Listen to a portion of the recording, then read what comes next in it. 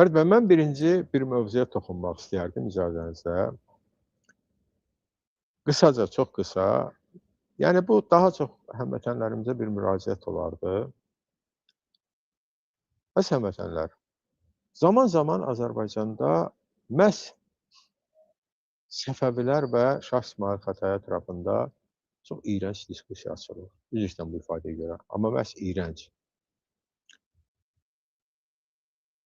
Bu barədə danışanları dinləməyin. Xahiş edirəm. Onlara dəstək olmayın. O cür verilişlərin yayılmasına imkan verməyin. Yəni, baxmaqla ona adicə dəstək olmuş olursunuz. Bunun hamısı bizim xalqımızı öz tarixi köklərindən ayırmağa yönəlib. Hamısı məqsədli fəaliyyətdir. Şah İsmayıl Xətai da bizim tariximizdir. Yəni, Səfəvilər, Əfşarlar da bizim tariximizdir. Qacarlar da bizim tariximizdir. Qaraqoyunlu da, Ağqoyunlu da, Atabəylər də. Və bunların hər biri özünün müsbət, mənfi cəhətləri ilə yanaşı bir xalqın şanlı tarixidir. Bir şeyi unutmamalıyıq. Əgər bir xalqı məhv eləmək istəyirsənsə, bir, ona tarixi yaddaşını unutdur. Ona saxta tarix yaz.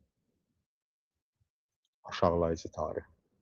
2, onun mədəniyyətini bayağılaşdır. 3, onu dilindən uzaq sal. 4, onun mənəviyyatını poz. İnanın, 5-ciyə ehtiyac olmayacaq.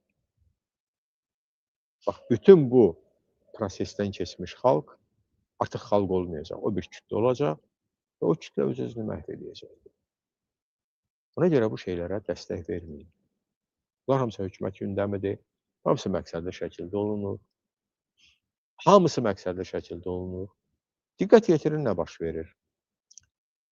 Azərbaycan Xalq Cəbhəsi necə yarandı? Elçibəy hökuməti necə gəldi? Necə məğlub oldu? Və bütün bu diskusiyada nə baş verir? Bu çıxır, onu ittiham edir ki, KQB agentidir. O çıxır, bunu deyir, KQB agentidir.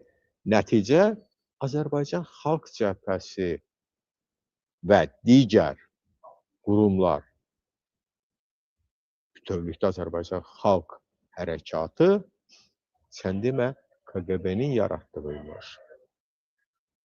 Məni inandırın ki, bu qəsdən olunmur, qəsdən olunur. Sənin Səfəvindən tutmuş Xalq Cəbhəsinə, Xalq Hərəkatına qədər, 44 günlük müharibənə qədər, onun döyüşçülərinə qədər hər şey aşağılanırsa, bu o deməkdir ki, sən millət olaraq hədəfdəsən. Biz birinci özümüzü qorumalıyıq. Özümüz isə hər bir millətin kimliyinin komponentləri var. Bu onun tarixidir, bu onun mədəniyyətidir, bu onun dilidir, bu onun məişətidir.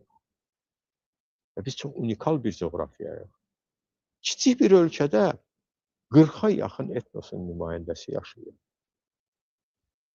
Və baxın, yalnız kənardan gətirilmiş ermənilər xaric bu etnoslar arasında 40 etnosun ikisini göstərə bilməzsiniz ki, bunların arasında bir münaqişə olsun, bir etnik nifrət olsun. İndi başlayırlar etnik nifrət yaratmağa, məzhəbçilik yaratmağa, bu zəmində konfliktlər yaratmağa. Ehtiyatlı olaq. Hədəfdə bizik.